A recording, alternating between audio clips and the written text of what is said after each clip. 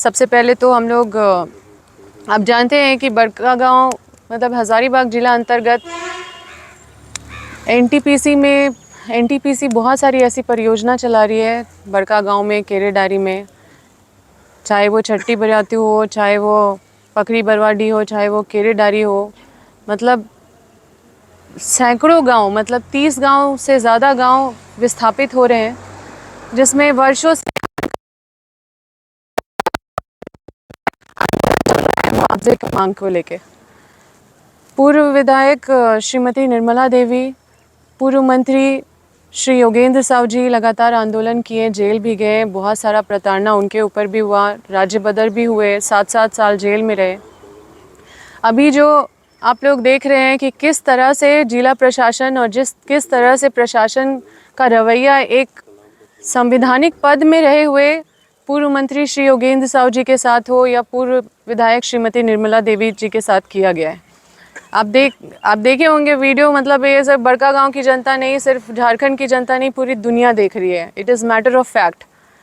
और जिस तरह से जिला प्रशासन का ये रवैया है, जिला प्रशासन को चाहिए कि न्याय करे विस्थापितों के साथ। आप जानते हैं कि 2 ही कानून है, एक तो है RFCTLAR जो नया कानून आया है, एक है कोल बेरिंग जो ये लोग बोलते हैं कोल बेरिंग एक्ट चल रहा था। और जब RFCTLAR जो नया 2013 का कानून आया तो ये नियम बन गया कि 2015 से सब जगह लागू हो जाएगा जहाँ जहाँ माइनिंग हो रहा है। और हम ये भी बता देना चाहते हैं कि प्रशासन के पदाधिकारी जो DC कमिश्नर है, सब रिकमेंड भी किए सरकार को कि यहाँ पे 2013 कानून को लागू करना चाहिए नियमतः। और हमने भी कमेटी के सदस्य होने के नाते हम ये सारा कमेटी में थे और नियम पूर्वक ये सारा चीज़ रिकमेंड हुआ कि 2013 कानून पालन होगा। तो 2 ही कानून है, कोल बेरिंग एक्ट और 2013 कानून जो नया वाला कानून है। तो अगर आप कोल बेरिंग एक्ट का बात करेंगे तो सेक्शन 14 अगर आप पढ़ेंगे तो सेक्शन 14 में किस तरह से मुआवजा मिलना चाहिए उसमें लिखा हुआ है। सक्षम पदाधिकारी DC होते हैं। RFCTLAR जो नया कानून है उसको अगर पढ़ेंगे तो 26 से 30 अगर आप सेक्शन पढ़ेंगे तो आपको पढ़ने का ही ज़रूरत नहीं है, वो हेडिंग में ही उसमें कलेक्टर लिखा हुआ है। तो वो भी DC सक्षम पदाधिकारी है मुआवजा तय करने के लिए। लेकिन आप इनसे सवाल करिए कि क्या DC इस नियम के तहत, चाहे वो कोल बेरिंग एक्ट हो, चाहे ये दूसरा कानून जो RFCTLAR 2013 का कानून हो, इसके तहत क्या ये लोग मुआवजा एक बार भी DC ने तय किया? जब भी मैं मिलने जाती हूँ या जब भी हम इस पे बात करते हैं, चर्चा करते हैं, तो DC या जो पदाधिकारी ये बोलते हैं ऊपर से आदेश है, ऊपर से आदेश है। तो ऊपर से कौन सक्षम पदाधिकारी है? क्योंकि कोई भी सक्षम पदाधिकारी है तो वो DC है। सक्षम है, सक्षम तो है नहीं, क्योंकि सबसे DC सक्षम है। और DC को पदाधिकारी को चाहिए कि ये मुआवजा तय करे। आप देखिए कि एक भी आदमी आप खड़ा कर दीजिए जो पूरे विस्थापित क्षेत्र में से 30 से ज़्यादा गांव है जो प्रभावित है। छट्टी बरियातू में पागार, जोरदाग, छट्टी बरियातू, बाकी केरेडारी में आप चले जाइए तो पांडू, तेरेसा, बहुत सारे गांव उसमें भी पड़ते हैं। छट्टी बरियातू में आप पकड़ी बरवाडी में आ जाइए तो बरवाडी, फिर आपका नगड़ी, सिंधवारी, बहुत सारा गाँव उसमें भी आता है। ये सारे विस्थापित, लाखों विस्थापित लोग हैं जिनको घर तोड़ दिया जा रहा है। ये कैसा न्याय है? आप एक आदमी को खड़ा कर दीजिए जिसमें कि एक भी आदमी ये बता दे कि उनको ज़मीन के बदले घर मिला है या ज़मीन के बदले नौकरी मिला है। एक भी आदमी आप खड़ा कर दीजिए। आवेदन दिए हैं जिला में, अपना प्रतिवेदन दिए हैं, अपने न्याय के लिए गुहार लगाए हैं, और क्या कितना कार्रवाई हुआ है उस आवेदन पे ये भी जवाब मांग लीजिए। तो हम लोग ये आंदोलन कर रहे हैं और ये आंदोलन अगर हमारा गलत होता तो हमें हिम्मत नहीं होता कोर्ट जाने का। हम लोग रिट फाइल किए हैं और रिट फाइल किए हैं, उसमें स्टेट से जब जवाब मांगा गया तो स्टेट ने कोई जवाब डाल के उसको विड्रॉ कर लिया कि हम ये गलत जवाब डाले हैं, हम सही जवाब हम देंगे और उसको समय सीमा के अंदर जवाब देना चाहिए। तो जवाब देना चाहिए जहाँ पे ये तो मैटर सब जुडिस है, इसलिए हमको ज़्यादा इस पे बोलने का ज़रूरत नहीं है। ये जब न्यायिक प्रक्रिया चल रहा है, हमको न्यायालय पे पूरा, और जब ये मामला न्यायालय में लंबित है तो हम इस पे ज़्यादा टिप्पणी नहीं कर सकते। लेकिन अभी तक उनसे पूछिए क्या वो जवाब दिए हैं। वहाँ जवाब बिना दिए वो यहाँ पे आतंक मचा रहे, घर तोड़ रहे हैं। और एक संवैधानिक पद पे रहे पूर्व मंत्री श्री योगेंद्र साहू जी को उठा रहे हैं। ऐसे कितना मतलब कितना गिरेंगे यहाँ के प्रशासनिक पदाधिकारी? क्या देख रहे, पूरी दुनिया देख रही है कि किस तरह से व्यवहार किया जा रहा है। और हम लोग ये लड़ाई तो हर हाल में तब तक लड़ते रहेंगे जब तक कि वहाँ के विस्थापित, अपने क्षेत्र के विस्थापितों को जब तक अधिकार नहीं मिल जाए, सही मुआवजा नहीं मिल जाए, सही उनको घर के बदले पुनर्वास नहीं मिले, जब तक उनको घर के बदले घर नहीं मिलेगा, जब तक उनको नया कानून के हिसाब से न्याय नहीं मिलेगा, तब तक हमारा संघर्ष जारी रहेगा। दलाल के माध्यम से या कुछ पुलिस प्रशासन को आगे करके अगर वो मतलब वहाँ के लोगों का हक मारने में सफल हो जाएंगे तो ये बिल्कुल उनका गलत फहमी है, क्योंकि ये लोगों का और विस्थापितों का हक मारना प्रशासन और कुछ दलालों के मदद से ये बिल्कुल संभव नहीं है, ये दबने वाला नहीं है। और हम लोग इस लड़ाई को लड़ते रहेंगे। और ये कोर्ट में भी मामला चल रहा है और हम लोग वहाँ पे भी ज़मीन से लेकर सड़क से सदन तक और सदन से कोर्ट तक हम लोग इस लड़ाई को मजबूती से लड़ रहे हैं। बस आपके माध्यम से हम सभी को बताना चाह रहे हैं कि किस तरह से हज़ारीबाग जिला प्रशासन पूरी तरह से अपनी जवाबदेही छोड़ के जो जनता के प्रति है, जो विस्थापितों के प्रति है, जो ये सोचना चाहिए कि कैसे लोगों को ज़्यादा से ज़्यादा राहत पहुंचाएं, कैसे उनको अधिकार दिलवाएं। हम तो आपको ये कह रहे हैं कि आप जिला प्रशासन से पूछिए कि कितना प्रतिवेदन आया है विस्थापितों के तरफ से उनके पास और कितना वो सॉल्व किए हैं। क्या उनके पास प्रतिवेदन नहीं पड़ा हुआ है जिसमें विस्थापित लोग लिखे हैं कि हमको मुआवजा नहीं मिला है, लेकिन कितना मुआवजा का समाधान उन्होंने किया है? उनसे पूछिए कि कितने एक्ट है, 2 एक्ट है, उनसे पूछिए कि 2 ही एक्ट है ना, RFCTLAR जो नया कानून है 2013 और जो CBA एक्ट है वो जो कोल बेरिंग एक्ट, बस वही 2 कानून है। अब दोनों कानून का हम आपको सेक्शन बता देते हैं। कोल बेरिंग एक्ट में आप सेक्शन 14 चले जाइए, उसमें लिखा हुआ मुआवजा कैसे देना है। तो क्यों ये मतलब सक्षम नहीं है और क्यों ये नहीं कर पा रहे हैं न्याय? आखिर क्या इनकी मजबूरी है कि ये नया कानून 2013 को पालन नहीं कर पा रहे, जिसमें आप अगर 26 से 30 सेक्शन तक पढ़िए तो आपको सेक्शन के टॉपिक में ही कलेक्टर का नाम लिखा हुआ है, हेडलाइन। और ये चीज़ बड़ा ही शर्मनाक है कि इन सब चीज़ों में फेल हो जा रहे हैं, जहाँ पे हमारा जल जंगल ज़मीन का सरकार है और विस्थापितों के अधिकार के लिए हम लोग हमेशा तत्पर रहते हैं, बोलते रहते हैं। हमारे माननीय मुख्यमंत्री जी भी बोलते रहते हैं। हम सरकार के खिलाफ नहीं हैं, लेकिन हम अपनी जनता के लिए हम लड़ रहे हैं। हमारी जवाबदेही हमारी जनता के प्रति है। हम अपनी सरकार का आँख खोलने का काम कर रहे हैं, हम उनको जगाने का काम कर रहे हैं, हम उनका ध्यान खींचने का काम कर रहे हैं, उनसे न्याय मांगने का काम कर रहे हैं कि हमारे क्षेत्र की जनता के साथ बहुत अन्याय हो रहा है, विस्थापितों के साथ बहुत अन्याय हो रहा है। और जो संवैधानिक पद पे बैठे हुए जो माननीय जो पूर्व मंत्री हैं, पूर्व विधायक हैं, उनके साथ अपमानजनक कृत किया जा रहा है प्रशासनिक पदाधिकारियों के द्वारा। पूरी तरह से दलाली किया जा रहा है कंपनियों के तरफ, पूरा कॉरपोरेट के साथ मिल के ये लोग बस कॉरपोरेट का काम करने का काम कर रहे हैं, कॉरपोरेट से फ़ायदा ले रहे हैं। और इस तरह का चीज़ के खिलाफ ये मतलब पूरा मतलब निंदनीय है। ऑर्डर लाए हैं, जो कोर्ट का ऑर्डर है, जो ये कहता है कि counter affidavit filed is permitted, मतलब permitted to be withdrawn as it has been wrongly filed in the presence of writ petition। ये wrongly filed किया गया स्टेट के द्वारा। और keeping the issue of maintainability open, मतलब इसको कोर्ट ने भी maintainable माना है। The respondent are directed to file counter affidavit in the matter, और उनको डायरेक्ट किया गया है कि आप काउंटर एफिडेविट फाइल करें और उनको समय सीमा दिया गया है। ये ऑर्डर आपको भी देते हैं। ये जब केस चल रहा है पकरी बरवाडी, सारे जगह का रिट पिटीशन फाइल किया गया है, चाहे वो पकरी बरवाडी हो, चाहे वो चट्टी बरियाती हो, चाहे वो केरेडारी प्रोजेक्ट हो।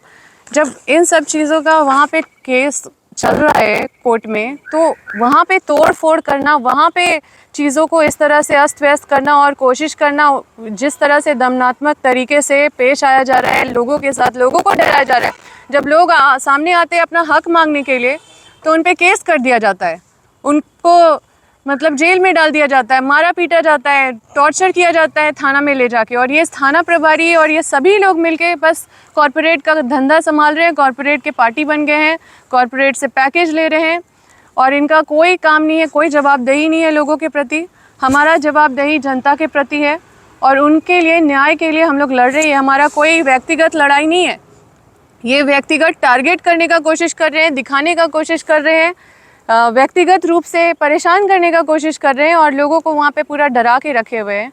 आप देखिए कि क्या मतलब स्तर कितना गिर गया है कि वहाँ आके मतलब पुलिस आके टेंट गिरा दे रहा है, जबकि एसडीओ को सूचना दिया हुआ था कि वहाँ पे धरना प्रदर्शन चलेगा अनिश्चितकालीन तक, जब तक वहाँ का मुआवजा सही नियम से नहीं मिलेगा तब तक।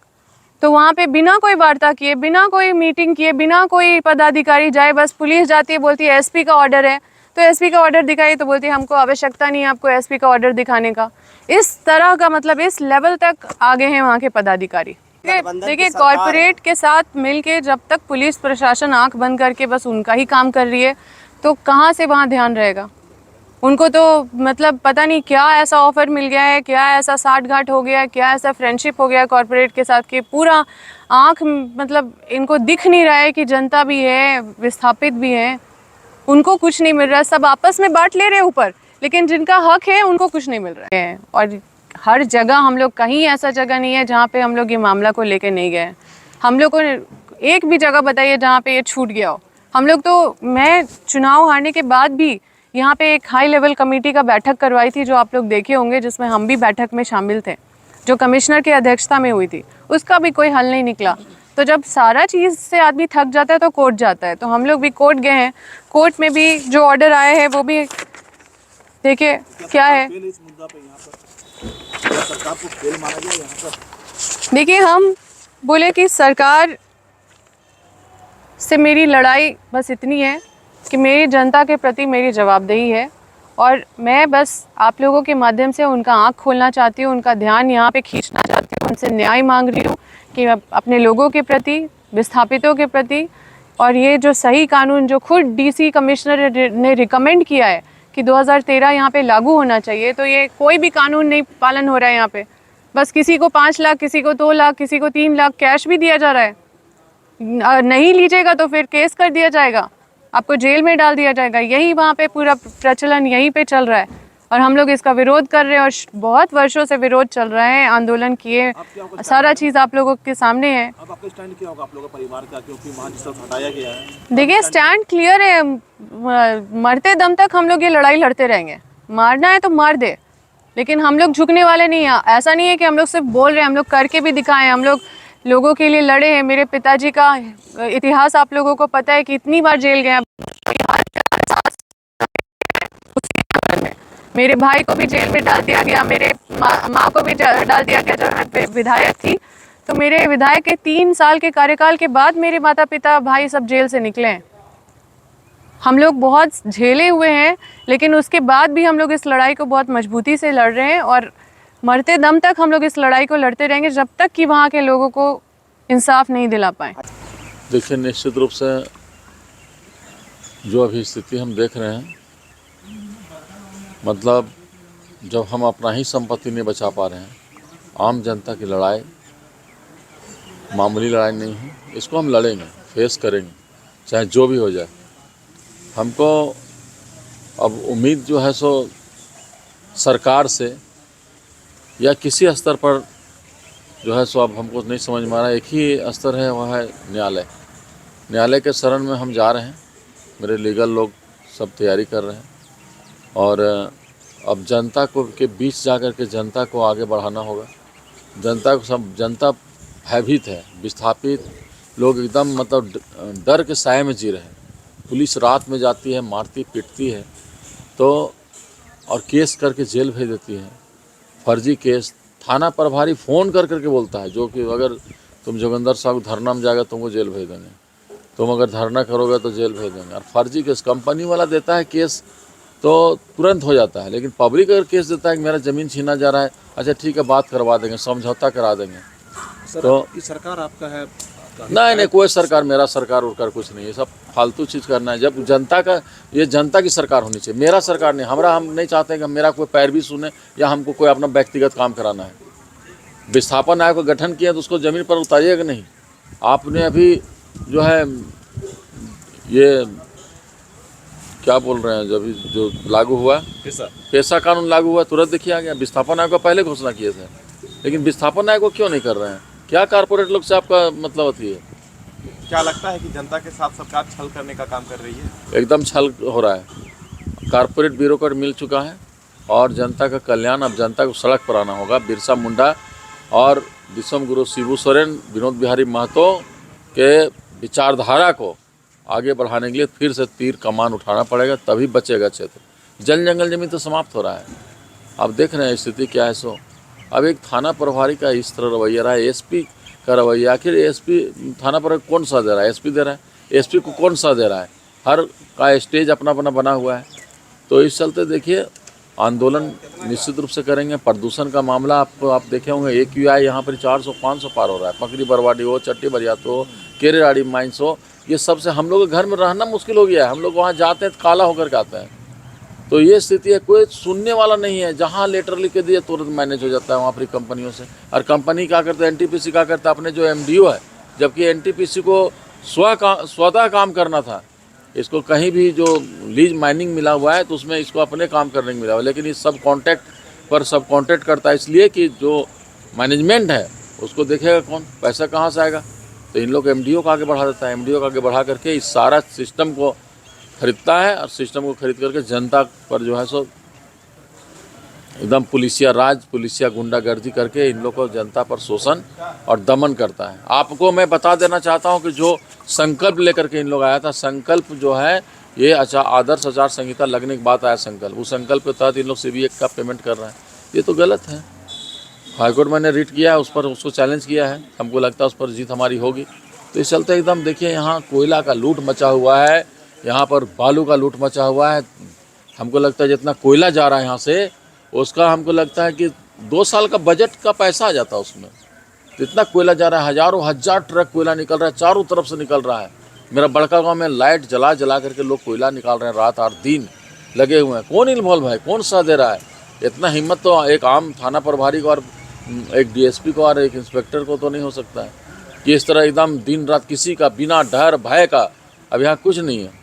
हम लोग को सिक्योरिटी छीन लिया जाता है, सिक्योरिटी नहीं मिलता है। 2 सिक्योरिटी था, एगो कर दिया, बीच में वो भी गायब हो गया।